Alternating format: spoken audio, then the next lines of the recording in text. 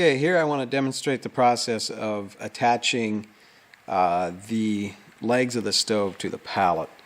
All four legs will get, as you'll see, will get lagged down to the pallet prior to leaving the facility. This keeps it from sliding off and helps us do our part to keep it from getting damaged.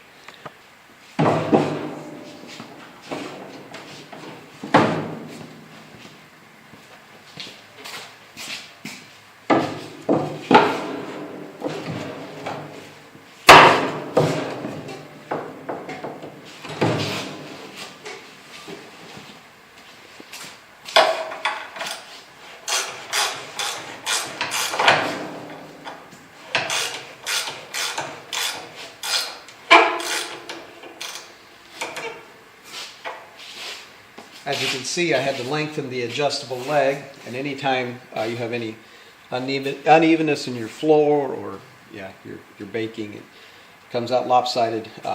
That's simple as that. Just use a wrench in there and just crank it down.